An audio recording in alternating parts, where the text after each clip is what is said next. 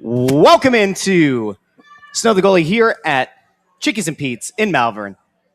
We are live on WBCB. We are also live wherever you get your podcast, of course, on YouTube. And we're also streaming on X, a.k.a. Twitter, and Facebook as well. And as you can see, the show has gotten significantly more athletic this week. Bundy's not here, but in his stead, we have from your team, your town, your Lehigh Valley Phantoms.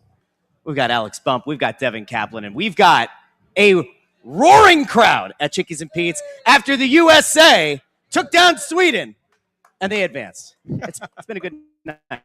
Yes, good night so far. It was a crazy night here. We were getting a little worried, guys, because Sweden tied that game with whatever it was, a minute and a half left, and we were like, "Oh man, this could be a downer of a show," And I was feeling bad because we were like, we got two American guys American hockey players coming on the show, and we made them drive an hour. They're missing this whole game. No, it's all good. And I was talking to Connor, and he said, "Oh, don't worry about it. They got it on the car." Yeah. They lost, it would have ruined the mood a little bit, though. So It certainly would have been a definite downer. So. Yes, it definitely was. I mean, obviously you were driving, so you couldn't really watch it. You were listening. Yeah. But so I'll go to you, Alex. You were watching the game. What were your thoughts on it? It was a good game. Close. Yeah, good. You're good. Go ahead. It was a good game. I thought USA kind of had them the first little bit of the game, but then Sweden kind of pushed back. And then good play by Raymond to set up Zibanejad and just tie it up there. And then obviously Quinn Hughes did the rest in overtime, so it was entertaining. Yeah, it was a heck of a game. Well played. Both goalies played really well. Both Markstrom and Hellebuyck both played really well. You guys familiar with any of the guys that are over there? Did you guys play with anybody that was over there? I played with Macklin at BU, obviously, but other than that, I think that's it. That's the only one? Yeah. Is he having a heck of a tournament? Yeah, he is. He's a great player. I mean, it's fun to see what he's doing now, but I mean, you can only say so much about him. You can just watch level. him, see what he does. So it's next level. To be that young, the youngest player over there, and scoring the way he is on the biggest stage, right? I mean, that just tells you the kind of player he's going to be ultimately. Exactly. Right? Yeah, he's a special player and a special person too. So it's good to see him have the success. That's awesome. Well, you guys have had an interesting season so far. You got off to a great start, kind of, and it's been a little bit of a roller coaster for you guys lately. You had I think you won like 6 of 7, and then you've dropped like 8 of 10. Am I right about that, or something like that? Way to go downer here. Well, no, but I mean, it's like it's been up and down. How would you assess that so far? Like, what do you think what was going right for so long that now has kind of gotten away from you guys the last, handful of games? I think at the beginning of the season, we had a little bit different roster, so there's a lot of moving parts in the AHL. There's guys going up and down all the time, obviously, and I think we had a good thing going at the start of the season. And then obviously we lose some guys to go up. Like obviously Barks is a huge one. And then Petey goes up and Grunstrom goes up, and he's still up obviously. And with numbers and forwards and kind of the way the lines were, you kind of just lose that chemistry that you had going a little bit. And I think it's still there, kind of. But I think we're getting things back on track, kind of figuring out how to play the right way again. Just working on the little details that go into winning hockey games at length, just like winning battles with contact, having second help quick and the forecheck, just little things like that the common fan doesn't see, but the real competitors and the people who know how to win hockey games, they'll see that. So we got to get back to doing those little things. And I think we started or are trending in the right direction, especially starting this week. So I asked last time when we had Oliver and Carson, I asked them this question. I just want to kind of get your guys' take as well. Something that's a little bit different with the Phantoms this year than maybe in previous seasons or recent previous seasons is you guys are basically playing the same system and structure that the Flyers are playing at the NHL level. What is that like for you guys to be able to do the same thing so that there is some continuity, obviously, if you're called to go up or whatever the case might be? Yeah, it's nice. I think, especially for younger guys, it's hard when turning pro to kind of adjust to two different systems. I think especially when Flyers in our positions here, like younger guys are going to get the call. So it's just an easier transition, I think, for everyone. You don't have to overthink it. It's just kind of a smoother transition to play the right brand of hockey. So I think just the smooth transition for everyone. What have you guys found about your own games this year that you went into the offseason expecting to work on, and now you've been able to kind of work through over the last few months? What was like the one thing that you guys were each kind of honing in on that you wanted to improve this year? I'd say for me, I think is just pace and consistency throughout the game and throughout a season. Because obviously I'm a power forward type player, high energy type player. So to be able to sustain that through a game and throughout like a longer season, especially compared to college last year, I think that's just the biggest adjustment for me. And I think it's more of a mindset thing. I'm starting to figure that out recently. Just bringing the same mindset to the rink every day and kind of just taking it day by day and winning the day that way. So yeah, that's it for me. I would also say probably consistency. At college last year, I played a lot, and now turning pro, it's more you don't play as much every game. So that just kind of keeping your mind in the game, I would say, is more of a mindset, like Devin said, is a big one that I tried to hone in on. Is there like as part of that adjustment of maybe not playing quite as much as you did last year? Is there the idea of like trying to balance out your highs and your lows? Like when you're trying to find that consistency, maybe you don't try to make that pass that you would have at a different level. You're trying to hone that in to make sure that you're maybe a little bit more responsible overall. Is that kind of Oh yeah, for sure. I think, especially for me, I think my game's a game where I need to be a responsible player. So I mean, maybe in D zone breakouts, like in college, there's like plays to the middle that might be open on your backhand. Like in pro, like if you make that play, you have to make the play. But if you don't make that play, like half the time or more than half of the time, it ends up in the back of your net. So just kind of working on the risk versus reward and maybe like chipping a puck out instead, just to live another day. So things like that. Go ahead. I'm you sorry. same with that? Sorry, I agree. I just think also though, like you have to try and make plays to get better. So I think there's a time and place to try and make a play, but I mean, if you're outnumbered at the offensive blue line, you should probably just chip it in, be the smart play. But definitely a time and place to try and make a play. Alex, I wanted to ask you about your season because of how things have kind of gone for you this year. Obviously, when we talked in the summer, we had you on from Dev Camp. Like there was a big thought of at the beginning of the year, like, all right, this guy's coming. He's going to be here. He's going to be here. Then it didn't work out that you were going to start the season with the team, but there was always a thought that like, okay, it's not going to be long. And then you had the injury, right? And you were kind of in and out of the lineup for a little bit. Now you've had a little bit of time to play and feel a little bit more like yourself and get back into it. How would you assess your game over the course of the year, where you were from maybe in the summer to where you are now as you're kind of trying to get your way up to the next level? Yeah, I mean, definitely still learning some things. It's not an easy transition, especially to try and play in the NHL. It's not easy. Right. But just trying to stay consistent, keep my mind on the game. Yeah, I got injured. I mean, it happens. So just trying to be in the right headspace of where I'm at. Obviously, I've only played 2 games since the injury, so I'm still trying to get my feet back under me and stuff. But yeah, I mean, when I didn't really make the team out of camp, I wasn't too nervous about it. I kind of knew where I'm at. I knew I was going to play in the American League for a little bit at least. I mean, this is where you learn now. Because if you're going to go up there and try and learn, you're just going to cost the goal or something. So I think it's really good for me that I'm spending some time down here right now. And you learn a lot of things down here. Was there any kind of feedback that either of you guys have gotten from the NHL level? I mean, I'm sure the coaches up in the NHL are focused on their team specifically, but there are scouts, there are other guys on the coaching staff that are keeping an eye on you guys. Did you get any feedback from them from the summer through the season thus far that they also kind of are saying like, hey, work on these things and there's a potential path to, getting some time at the NHL level? Yeah, I think for me, it was the same thing I said before, just like working on those hard details, being a responsible player, blocking shots when you need to, finishing a hit when you need to, winning a battle when you need to. So, like I said, just like the little things that help a team win a game. It might not show up on the score sheet every night, but you gain respect from your teammates for it and the coaches. You gain trust from them for it. So that's the type of player I want to be, and that's the type of player I think I will be at the NHL level. So, Same for you. Have you gotten it? Like, did you get any feedback from? Yes. I mean, obviously, like Riley Armstrong, player development staff, is also really involved with us. So they're always on us down in Lehigh, which is nice to learn from. And like Chris Stewart, like ex-NHLers are always around us trying to teach us. So, I mean, they know best. They've been there before. And so it's nice to learn from those guys as well. I wanted to ask you about a couple of the guys who have come up and played with the Flyers. You talked about. Most importantly, I wanted to ask you about is Denver Barkey. Here's a guy that I don't think anybody thought was going to be in the NHL and having the success that he had this quick.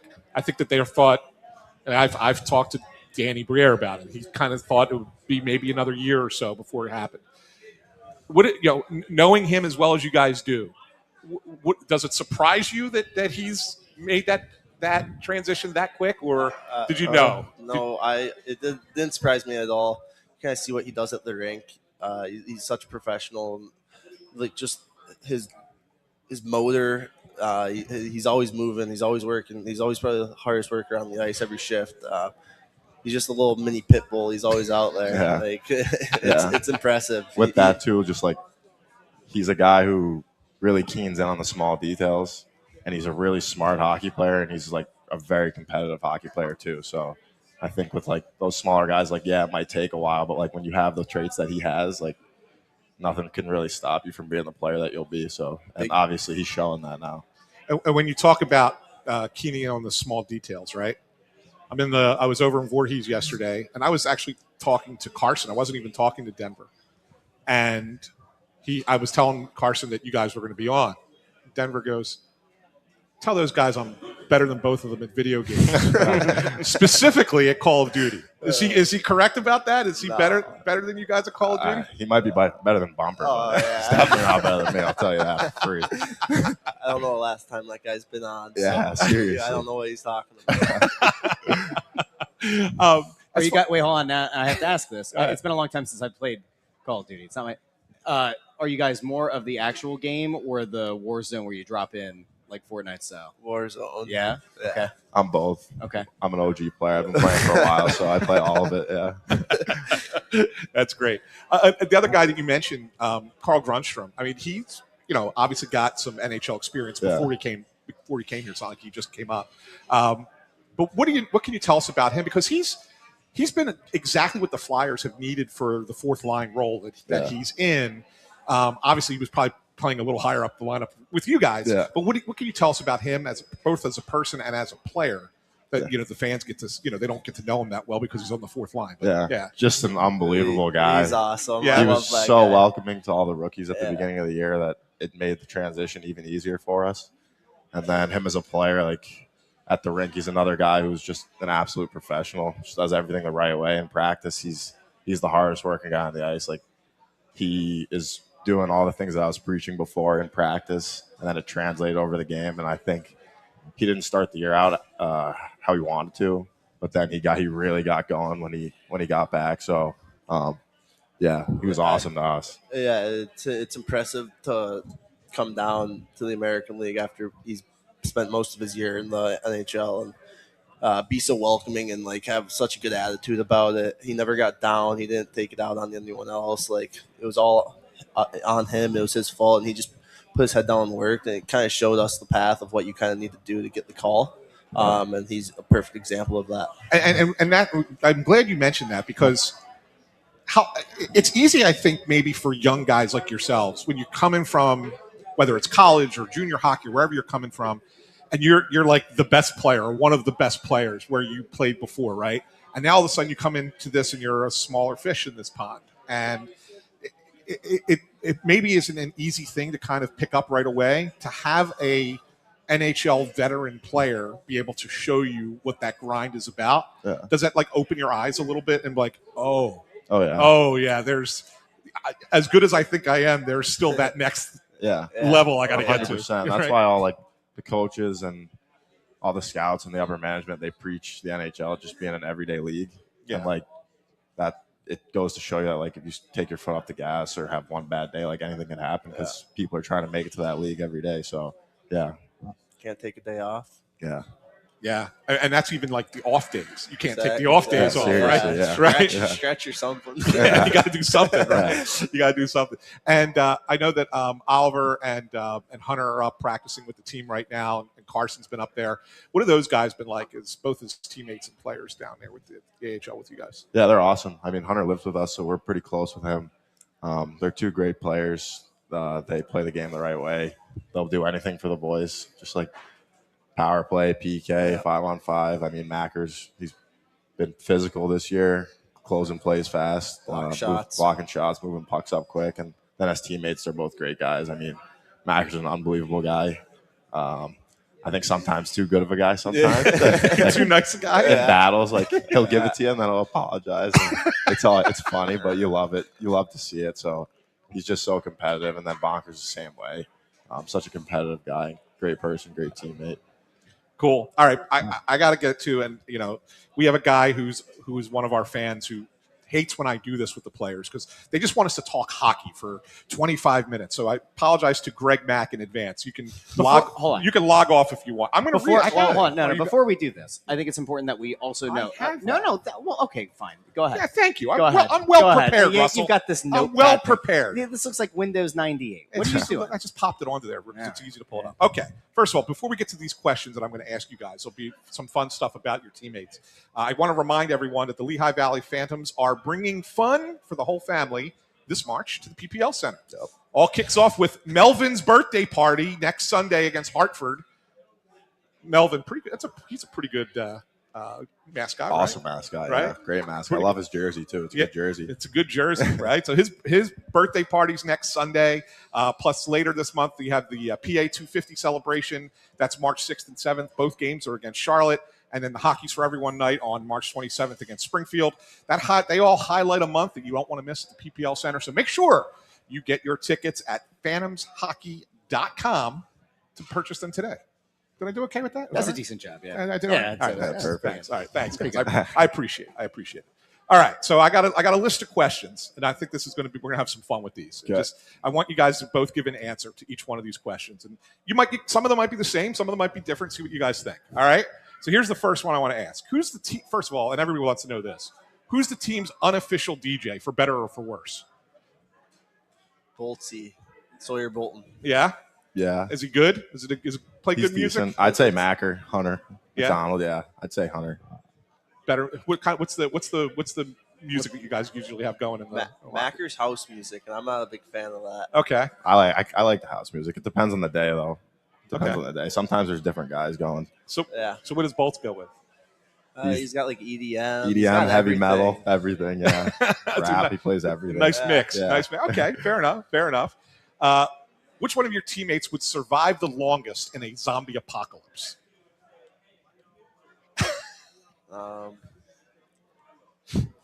Probably Sawyer again. I don't know. Seems like a resourceful guy. That is not my pick. He's got the physical traits for it. That's my take.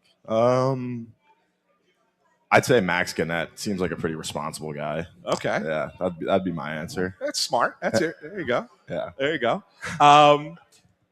Which one of your teammates is most likely to start a conspiracy theory? Oh, Bolts. That's Bolts. That's easily Bolts. That's an easy. Feels like we got to talk to Bolts here. Yeah, I know. You should get them on. Connor, we got to get Bolts on the show. Connor, we got to get him on the show. Yeah, that question was a layup. Who has the best? Wait, no. I have to ask for context too. Yeah. Like, what kind of conspiracies do we think he's? Is he like a big UFO guy or like? Yeah, you could say that. Okay. You could say that. Yeah, there's a couple of there's a lot of them. He's got a lot of them. It's hard to choose one. Flat. Yeah. Flat Earther guy. Yeah, that's good. That's good. All right. Who has the best hidden talent? Max Gannett.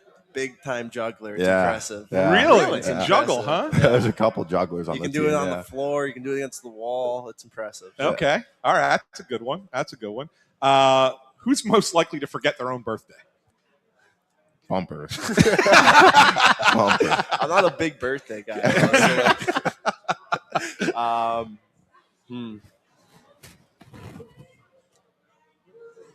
Bonker, maybe. Okay. Yeah, that doesn't surprise me. Who is the most likely to become a reality TV star? Who could you see going on one of those reality shows? Bolts. Yeah. Just because he's comedy. He's constant comedy. Yeah, he is. He's always talking. That's a good one. Okay. So he's the guy that brings the levity to the room. Yeah. He's always got awesome. Something to say. One of my other questions might be if he answers this too. I said, who's the team's best amateur comedian? Yeah. Colts. Yeah. I mean, Yeah. it's Yeah. A lot of not safe for the podcast yeah, that's for comments, sure. right? Yeah. That's all Okay, fair enough. Who gives the worst advice but with the most confidence? Again. You guys are We'll killing see him. again. Yeah, You guys sorry. are killing him. Who's most likely to marry a celebrity?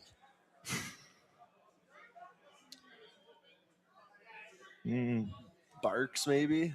Oh, Barks or Barney. Barney. Yes, Yeah? Carson. Yeah, Carson. he's for got some sure. personality. That kid. Yeah, he Yes, does. he does. He does. He's one of a kind. Who's the team's biggest foodie?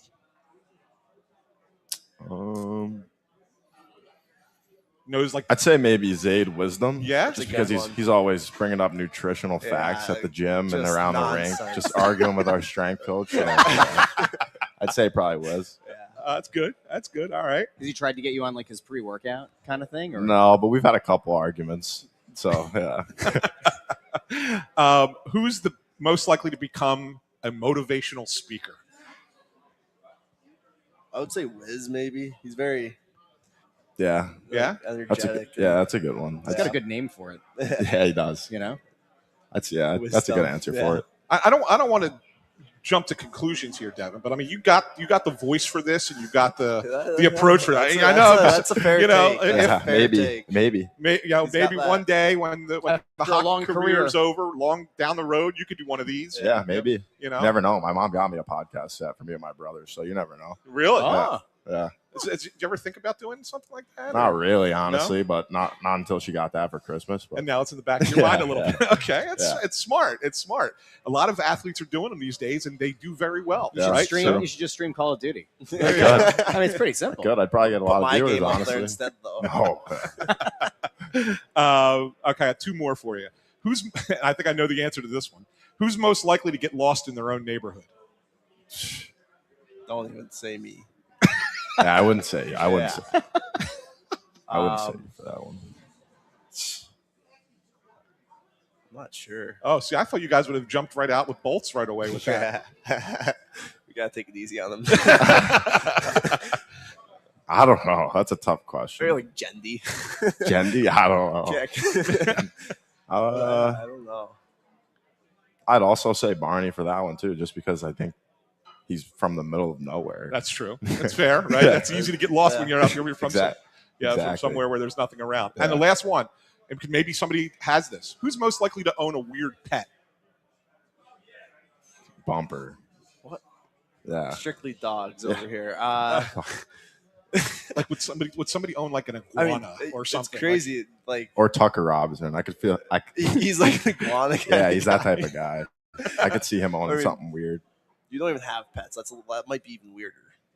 Who, talking about me? Yeah. I have 2 dogs. Do you? Uh-oh. Good try though. I thought you did. No, So you're talking about 2 dogs at home, or 1 dog at home. Yeah. okay? Yeah. All right, cool. Well, that was it. That's all the ones that I had for you. But I did want to ask you, Devin, as somebody from Bridgewater, New Jersey, Yeah. which is in my mind that is kind of like the crossover zone, Yeah. right? It's like 40 minutes Are north you of gonna ask me Trenton. if Central Jersey is a thing or? Well, no. It's so when I mean crossover zone, it's like Philly or New York, right? It's kind of like that. Like, yeah. so when you were growing up, like, what was it? Who did you root for? Did you root for Answer the this Phillies? one carefully. Philly teams, or did Why you root did you for have the to put New him York in a bad teams? spot? Yeah, that's a tough spot. It's totally fine to say New York. It's Jeez. totally It's a fine tough to say spot. New York. It's fair. It's where you're from. Yeah, it's a tough spot, honestly. But I was a Rangers fan growing up because my parents lived in Manhattan. That's fair, and that's but then fair. my middle brother was a Flyers fan. Really? So there was some conflict there in the household.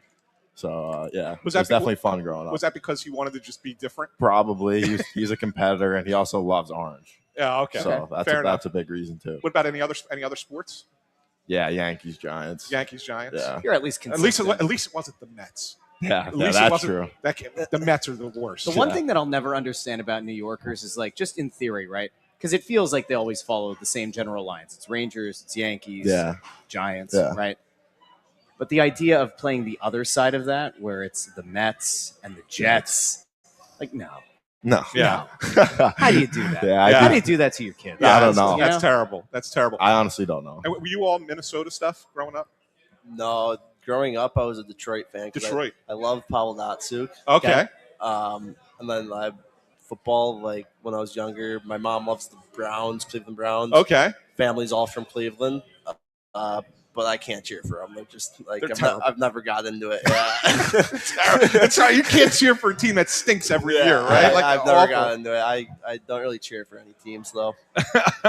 Ohio State Buckeyes football. That's about it. Oh, there you go. Oh, there you go. Kind of made odds with the intern over The there. intern's Mr. Penn State. Big Penn State guy over there. Big Penn State. Sorry guy. about that. We gave him a hard time about the outdoor game against Michigan State as well. Yeah, that was a Porter. cool That was a game, good though. game too. Because Porter, had a good game up there as well, and he was crestfallen. Poor kid. Well, guys, listen, we really appreciate you coming on. Thank you so much for coming Thanks down. for having us. Yeah, Best of luck to you Appreciate the it. rest of the season. Hopefully, and hopefully we see you up at the big club sometime soon. Yeah, hopefully. Right? Sounds good. Awesome. All right, Thanks again. thanks for having us. Devin Thank Kaplan, you. Alex Bump, and be sure to get something to eat if you guys want.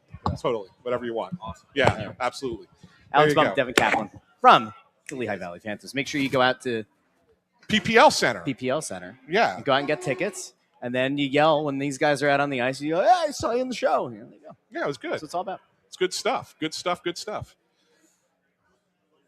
Jackie may want to go over because I think they're getting ready to leave. If you need to talk to those guys. Oh yeah, I don't want you to miss it. Right there, you go. You got Ant over here trying to direct traffic. Well, Jackie said she wanted to talk to them before they left, and then she's going to come on the show with us. So I don't want her to miss out on her opportunity. Right? you only get one opportunity You only get one chance. to seize everything you ever wanted. One moment. There you go. Would you capture it? That's right. Like Do you I want said, to? By the way, do you want to do the Chickie's read before we get to the I player? don't of the do week? a read. Oh. I speak from the heart. There you go. You can come out every Wednesday night.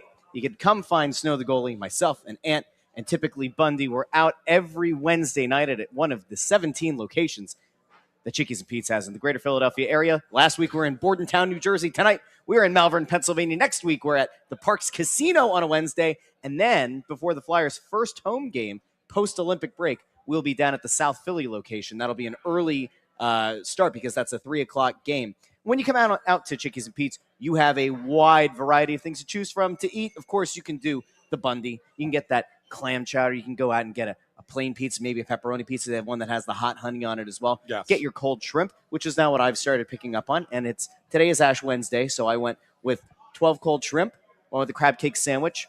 And then I thought about it, and I was like, gluttony is like kind of not a good thing. You're supposed to not do that on Ash Wednesday. So I have to repent, I suppose. But we had a great time out here tonight. They're not going to let you into heaven, Russ. Fantastic food. I don't know if I'm going there anyways. I'm trying, Mama. I'm trying. Yeah. Anyway, come on out to Chickies and Pete's every Wednesday night. We do the show every week, 6 o'clock, from a rotating Chickies and Pete's. Don't forget, they've got everything you could possibly want. And usually we say it's a great place to come out and watch a Flyers game. But in the case of tonight, Yes. it was a heck of a place to come out and watch the U.S. national team in the Olympics. I mean, what you cannot see right now, thankfully, because YouTube would have a field day taking our stuff down. You can see the reflections. All of the different, you didn't have to say that, all of the different Olympic events were going on the screens all around us. And now I think we'll get Penn basketball going over there.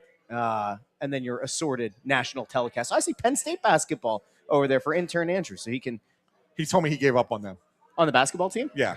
a quitter. He said they're horrible. Yeah, he gave up on them. I hope that if he ever tries to get into grad school at Penn State, they hold this clip Hold it him. against him. Yep. Anyway, come on out to Chickies and Pete's. It's a great place to watch a game. It may be the best place to watch a game, and they're probably, likely, if you're in the general Philadelphia area, there's one close by you. So go take a look and come on out and join us next week in Parks Casino in Ben Salem and then South Philly here for Snow the Goalie. Yeah, and we have to do the Player of the Week, the Payroll Service Solutions Player of the Week. We had conflict about this, by the way. Well, we did, but you came up with a good answer. I did. You did, and I give you credit for it. But the Payroll Service Solutions Player of the Week brought to you, as always, by Payroll Service Solutions. Call them today at 1-866-PAY-EASY. That's 1-866-PAY-EASY. It's the Payroll Service Solutions Player of the Week. That doesn't necessarily mean it has to be a flyer. You've been saying the Flyer of the Week, but it is the player. It is. Contractually, it is the Player of the Week. Player of the Week. And Ant wanted to do the same thing he did last week, where it's kind of like, we just give handouts to everybody. And I said, nay, Player of the Week. And very clearly, the Player of the Week, because of what happened, mere minutes before we went live today. Quinn Hughes is the player of the week for the game-winning goal that put the U.S. past Sweden and pulled this team back. It's like, let's be clear. That game very much felt like the U.S. is to win, right? There were moments in that game. The first period was a heck of a defensive standoff. You had a lead, and then it kind of felt like the U.S. got a little bit overly conservative in the third period, couldn't get anything going. And I said to you, around 6 minutes left, I said the good news for the U.S. is that there are no Flyers on the U.S. team, so Zibanejad can't turn into Superman. About a minute later, Zibanejad scores less than a minute, I think. Scores a goal to tie the game. But it was all worth it. You know, I hate seeing a blown lead like that. I do. Yeah. And then the fear of, oh, my God, you're going to go out. But on a positive note, they pulled it back. They get the win, and then this place erupted in a big way. Yeah, they did. I say Quinn Hughes, I think. That's a good one. I'm okay going that, but if I had to pick the guy who's had the best week this week, and I'm Mr. ABC for the Olympics. Yeah. Anybody but Canada. Yeah. Right? I don't want them to win. Mm-hmm. But man, oh man, has Connor McDavid and Macklin Celebrini been sensational for them. They have been. Yeah. Like they really have been amazing in this tournament. Mm-hmm. So if I had to pick who's been the best this week, I would probably be torn between the two of them. I would probably go Celebrini only because he's doing something at such a young age against the best players in the world on the biggest stage, and that's the side I would go. Mm-hmm. But I'm with you. If we're feeling our USA oats today, right? Yeah. We're sowing those oats today. Yeah. I'll go with you and give it to Quinn Hughes. I just think you kind of have to. Just for fun. Yeah. I'll consent to that. I'm with you. Yeah, I think you have to. Yeah. It is kind of crazy though when you think. Well, finish this out and then we'll talk about it. Yeah. So all right. So we're gonna go Quinn Hughes for the Payroll Service Solutions Player of the Week. Once again, brought to you by Payroll Service Solutions.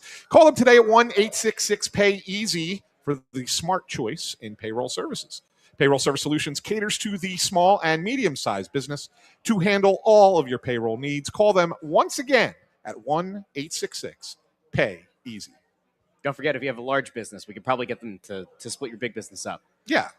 I mean, I don't know if we can, right? We're just a couple of jamokes. Yes, we talking into microphones, but they could probably help you out too. Yeah, for sure. So the thing that I wanted to bring up is that Celebrini, a very elite player, taken number 1 overall, would look really good in orange and black. Would have looked really good in orange and black. And this ultimately, I think, is where you come back around to when we start to get into the draft conversation about like where the NHL team right now is. Those guys don't grow on trees. They don't come out every year. No. And, you know, ultimately, if you're going to try to find a guy like that, it feels like your best path probably is through the draft. You're probably, in the case of the Flyers, going to need a lot of lottery luck. But that was the year, of course, the Flyers ended up on that sort of playoff run-ish thing at the end of the year. Torts benches Couturier, everything falls apart, and they end up drafting Jetlachenko at 13, correct, in that same draft. So, Celebrini. Look, he's playing way beyond his years. I think he's better right now than anybody thought he was going to be this early. Yeah, and there's no question. You know, when you look at the top picks of the last several years, he might well be Schneider's pretty darn good for the Islanders, right? I mean, but he's a defenseman. But as far as forwards go, I mean Schaefer. Yeah, that's why I said Schneider. I was thinking Matthew Schneider for a second. American defenseman, Islanders. Schaefer. Holy cow! Yeah. So Matthew Schaefer, yes, is where my head was. But yeah, he's been very good. Like that's a potentially right, transformative. But it's a defenseman. As far as forwards go, do I think if I had to choose today between Connor Bedard and Macklin Celebrini, I take Celebrini. Yeah, I think most would. Yeah. There's a reason Celebrini's. But that's what I'm saying. Representing his nation, hands down. Yeah, hands down. So it just goes to show, you could be a top pick and be a really good player. Yeah. And Connor Bedard may end up being a really good player. I think he is. Right? Certainly. Yeah. But you may not be that next level guy. Yeah. That Celebrini starting to look like he might be. Yeah. You know what I'm saying? But you're probably more likely to find that guy though in the top few picks than you are in the middle of the round, though, which is sure. And once again, I will remind you that the odds of getting that first overall pick are 23%. Sure, 23%. Mm-hmm. That's 3 out of 4 times you don't get it. Mm-hmm. even if you're the worst team. But it does mean that there's 1 out of 4 times you do get that pick. So we're going to sacrifice years in the hopes of hitting 25% of the time. You don't sacrifice years. You pick in the middle of the round, and you're stuck in hockey purgatory for a decade. So I don't know. Like, you tell me, how much closer are the Flyers right now to winning Stanley Cup than they were 10 years ago? That's irrelevant. That's irrelevant because it's two completely different approaches to the way that they've built this team. Sure. The way that they were doing things 10 years ago is not the way that they're doing things now. So that's why, I mean, we could, yes, I know that there's the long-standing suffering. I get it. I'm with you. We want there to be a good team to talk about. Like, we don't want it to be the same thing over and over again. We get it, right? But at no point, this is the first time that since we've been doing it, right? Yeah. The Hextall era was not trying to rebuild. The Fletcher era was not trying to they were not. They were trying to retool. The Hextall era. Yeah. Okay, go on. But I'm just saying, like, as GMs, they were not they were not trying to do a actual rebuild. They were trying to rebuild on the fly. It seemed like there was he had a couple higher picks than Fletcher did. Yeah, for sure. Mm-hmm. And when you look at those guys, I mean, the Provorovs of the world, right? I mean, like, but at the same time, they still weren't picking only Nolan Patrick. I mean, that was the only one. I mean, this does come back to, I think, the question that people just have in general is whether or not ownership would allow a front office to do a full teardown. They would. It felt like with Hextall, it kind of felt like there was a chance that he wanted to go that direction, but they ultimately didn't move the high end guys, right? And so you couldn't do the full teardown. Fletcher had no interest in a rebuild whatsoever. None. Well, he was directed to. See, that's part of the problem. But he didn't do a rebuild. Yeah, that's one of the things that we don't talk about enough in sport, and just in sports in general, not necessarily with the Flyers, but it does fit with the Flyers, is a lot of times the people leading these teams, general managers, presidents of operations, or whatever the heck you want to call their titles, they are, a lot of what they do, the decisions they make, are dictated by ownership. Yeah.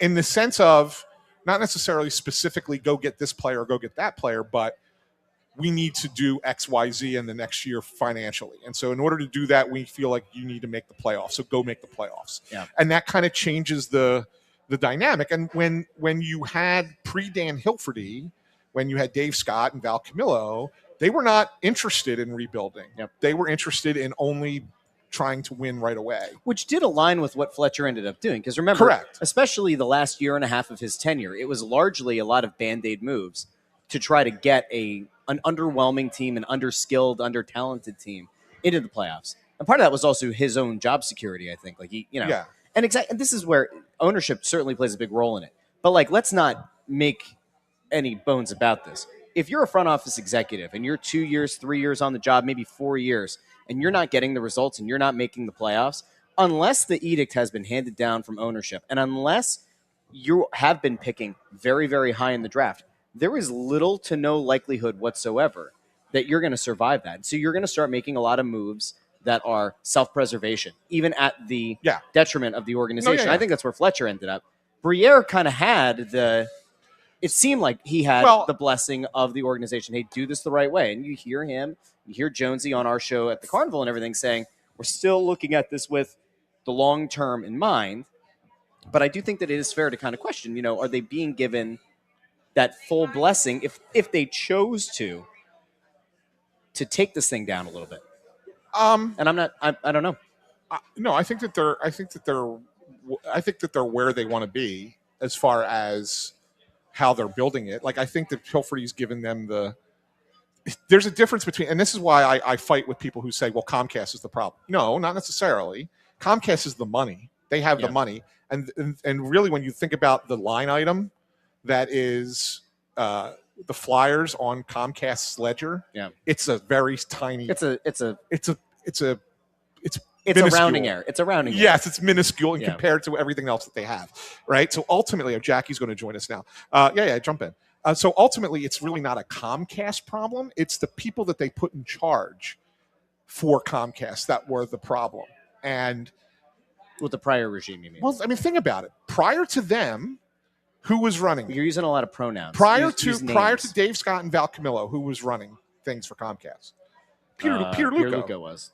And everybody loved Peter Luco, and everybody He loved felt like an extension of Ed Snyder. Yes, and everybody felt like the way he operated was, kept the Flyers in As the the Flyers. conversation, Yeah, right? yeah. You know what I'm saying? Yeah. So like, but Peter Luco was Comcast, right? I mean, it was no different. It was the same thing. Yeah. Then you went to Dave and Val, Corporate. and it was terrible. Now you're at Dan Hilferty, and you see a difference between them, Yeah, right? for sure. So it's not necessarily Comcast that is the problem. It's the people that they had in charge that were the problem. Yeah. Right. So that's how it is. Oh, look who we're welcoming to the show.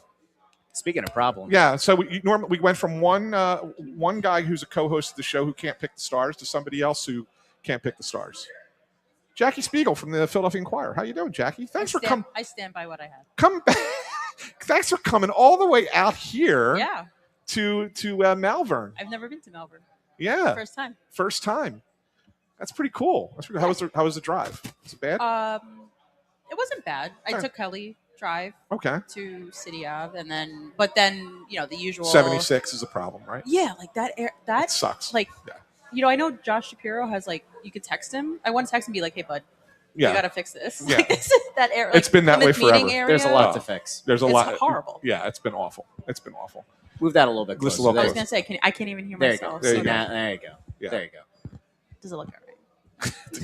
You're worried about You're how worried it about looks. the optics of a You're worried about how it microphone. looks. It's a headset. You're wearing a headset microphone. So Jackie, thanks for coming out. No problem. Really appreciate it. It was good to see you over at Skate Zone. Back to it. Can you Okay. confirm that Yesterday. Matvey Michkov showed up to the training center? You can confirm that? What, during yesterday? Yeah. Yeah, he was there yesterday. No, I know. I'm joking. Oh, okay. I'm joking. Yeah. Because there were some people, I think they're deranged, who were upset because he went on Instagram and he posted that he was in the Dominican Republic with a young lady.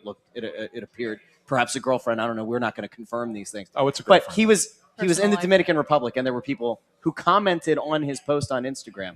Or you said you were going to stay in Voorhees the whole time and work for the Flyers. What are you doing this whole time? Seems kind of ridiculous, doesn't it? I mean, we all get time off. I mean, I don't even know what to say. I don't even know what to so say. here's the thing, and I'll put it out You there. could take a couple And days. do you think it How was? long- Do you think it was? Was it a mistake for Matvey Michkov to take time away? I No, mean, I from think- my understanding, he stayed right Well, to he did. work up a bit, and Yeah. then he took a long weekend. A long weekend. He took a long weekend. The audacity. So he, from what I He was understand, working out though. I saw it. and the Flyers cannot. Well, And lat pull downs. A couple of Basketball, couple of you know, sit-ups, throwing the The, basketball. Fly- I see him touching a Flyers, hockey puck. the Flyers cannot comment on this because they're technically not allowed to have any communication with these guys or any responsibility for these guys during that 9 or 10 day break, whatever it was, from the last regular season game until yesterday, right? Yeah. So they can't say anything about it. But from what I understand is that from the day after the last game against Ottawa, he was working out and on the ice every day for like 8 or 9 days. And then he went on a short trip to the Dominican. And that's fine. I think the optics of putting the videos out on Instagram are probably where he makes a mistake there. How's that a mistake? Well, I mean, because it's like, you know what the temperature is about him, right? Does he? He should. You don't think he knows? I thought players aren't supposed to care about that stuff. But they're not. They're not. So then why should he care? Good for him. If he doesn't care, then good on I him. would actually counter what you're saying by saying that within the Instagram post itself, there are the moments of him showing that he was like in the gym while he was there. So maybe he is online and he knows. I mean, I the think you have to be conversation. cognizant of the fact that like How do you not know? the coaches spent the entire year saying, "Oh, I didn't come into camp on shit." So I think he's pretty well aware of what Yeah. the perception is. Yeah. I mean, but I don't think it was like I think it's like I think it's absolutely out of bounds. Be like, oh, you know what the bigger problem is, Jackie? What's that answer? We can't ask Matvey. No, we can't.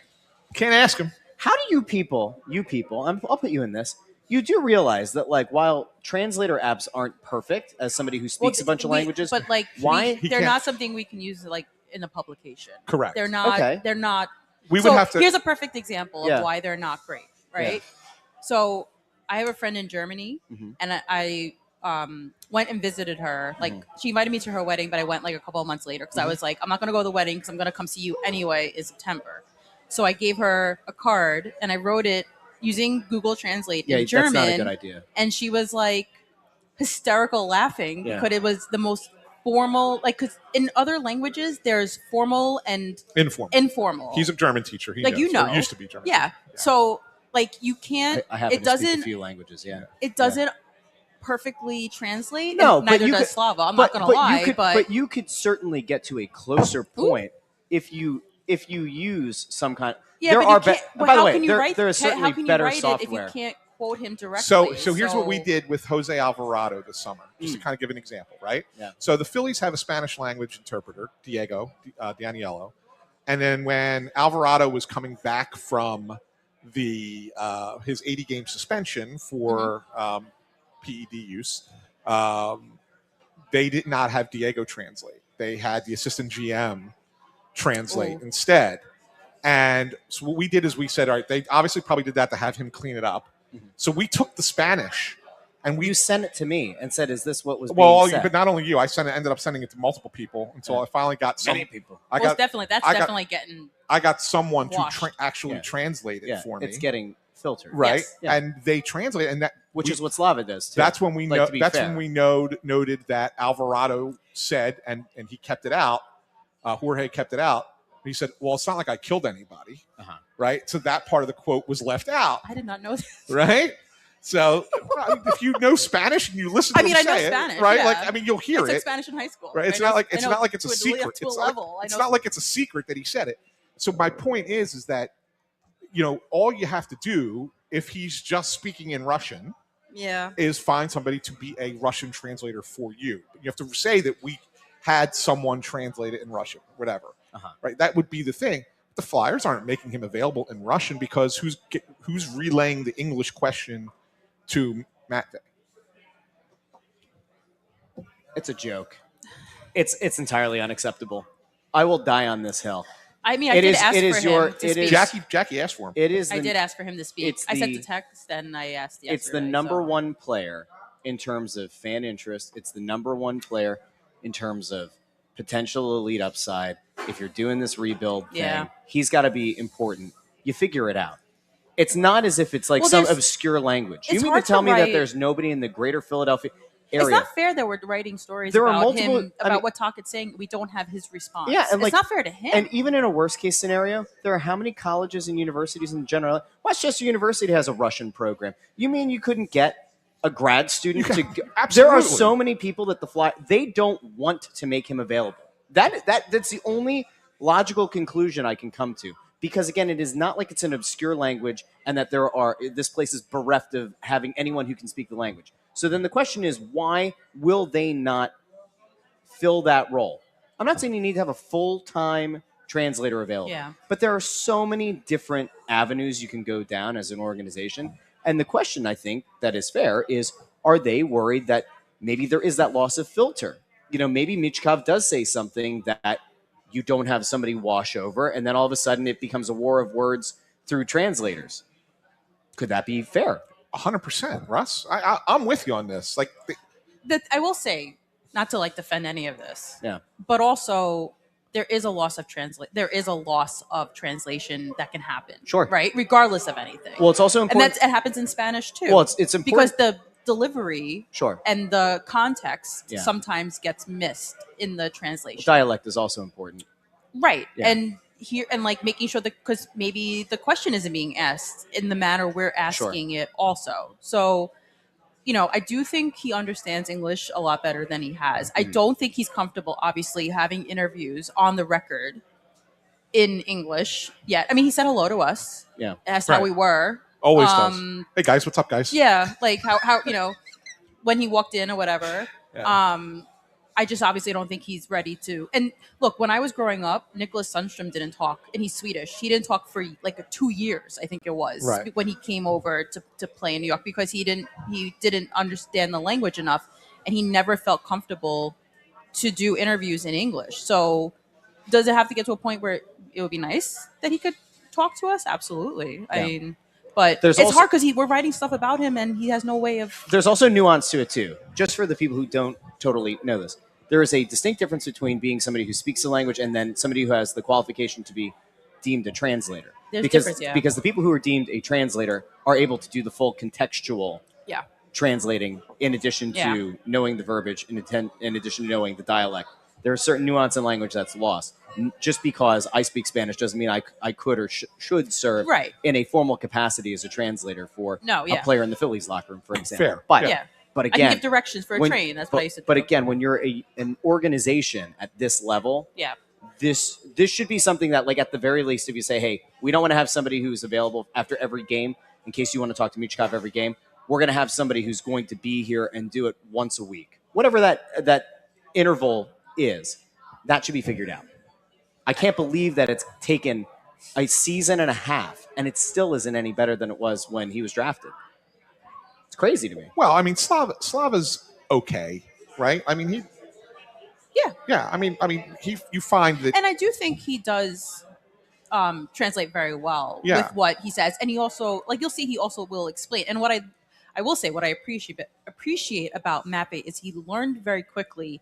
He needs to talk in short bursts so that Slava can translate, and then he continues, and then Slava translates, and then he continues. Like, because I think first, like, 2 or 3 times, like the first, maybe, let's say that opening presser, and then when we talked to him a little bit at the very beginning, like, he would just rattle, and you could see Slava's head spinning a little bit, because also Slava's first language is not English. Right. It's Russian. Right. So he also needs to, when it's an imperfect situation. This like if you do linguistics, I took linguistics in grad school. Like it's your brain has to process also with the translation, because, like I said, his first language isn't English. And by the way, this is not poo-pooing Slava or slandering Slava. No.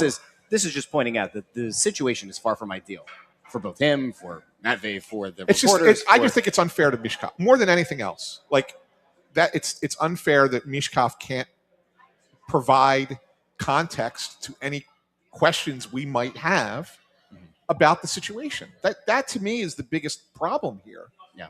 You know, and look, the guy's been gone. Slava's been gone since the end of January, I think it was, right? By the way, she's in the final tomorrow. I know. Isabel Levito, right? She's from Mount Laurel, figure skater. She grew up in Philly. I think she was born in Philly. Yeah, but she lives in Mount Laurel. That's where she trains at. Okay, yeah. So she's at the finals of the figure skating. I think she's Olympics. 7th or 8th heading into the long. So what do they call it? The long form? No, that's not right. I don't know. It's a short and short then the program. Free short program, long program. Long program, yeah. I think it's long program. Yeah, all right, whatever it is. But the point is Slava is her skating coach. Oh, so that's why he's that's why he's Someone in sent me Italy. a picture. He was like putting her jacket on after she got off the ice. That's so cool. That's why he's that's why he's there. But you're now a month without a translator or interpreter, depending on how you want to phrase it, and all this stuff is coming up about Michkov, the carnival, and Petey's video that we talked about, and him training, and then him going on vacation. Like, these are all questions that Matvey should be able to answer. Yeah. And it's just like, we don't got anybody. Sorry. Yeah. I think they're doing him a disservice. I agree. That's the problem the way I look at it. And I know more than anything else. I know that there's typically a pushback to the players playing in the U.S. He should learn English. There should be, but there's still, even if you were to adopt that philosophy, you're still going to lose nuance in an answer. Because if he gets out of his comfort zone of answering honestly in his mother language, right? Yeah. And he switches over to English, and he's at like the novice level, you're going to get 3-4 word answers of very broken English, and you're not going to get a better answer than you would have otherwise. Correct. Yeah. Correct. Oh, like you go to like a press conference with a guy who speaks French, like Andre Tournier, when he do World Juniors, and like he would answer us in English, and it'd be like, yeah, everything's great, blah, blah, blah, blah. And then he'd answer in French, and it'd be like a 20-minute answer. It's like, all right, well, whatever. Yeah, exactly. Like, listen to, like, even Couturier sometimes, right? Like, he definitely, you could tell when guys are in there, like, what they grew up with, they're going to give, I don't want to say better answer, but it's easier sometimes for them. Yeah, sure. Like, even when Danny Briere, he talks to all the French reporters in Montreal. Yes. Like, historically, I mean, maybe not this year or last year, but before that, when he would speak to the French media, he would typically give a little bit more. Yeah. When Alain Vigneault was here, Vigneault gave a much more descriptive answer in French than he did in English. And I'll say, even look, I've known Danny now. It's 16, 17 years, however long I've known him, and I can tell you, as great as his English is, and he's sensational, he still every once in a while trips himself up. Yeah. Still, and that's Well, you start somebody. to second guess yourself. But that's what I'm saying. Like, that's somebody who's been doing this for as long as he has, right? Since he came into the league. I mean, I think his first 2 years he struggled with it, but I think by year 3 in the NHL was when he really started to feel comfortable talking in English. But even so somebody who's been doing that for 25, 30 years still gets once in a while gets tripped up on a word. I mean, I get tripped on in English all the time. Well, that's what happens from where Staten Island. God, no. Did you just try to do my bit? Yeah, you did. You I tried to steal it. I tried to steal your bit there. You know what? We have 5 minutes left in the show, and I think that we should bring it back a little bit more to the hockey that's being played right now. Because while I'm sure there are people who care about what's going on down at the training center and everything, there have been some clips going out and around. You're a week out from the Flyers returning. So the U.S. had a big win today. Canada almost blew it. Like, Canada nearly found themselves out before the quarterfinal or before the semifinals. So as it stacks up right now, correct me if I'm wrong, it's Canada versus Finland. Correct. And it's the U.S. versus Slovakia. Correct. Yeah. It's going to be U.S. and Canada. This very much has felt all along like it's Canada. This should US, be Canada and the U.S. Yeah, but they both could have lost today very easily. Does today put any doubt in either team's mind, though? Like, the way that both of these games play. I mean, seriously, like Czechia and Sweden could have just as easily both gone through. No. Or does this put these teams on higher alert?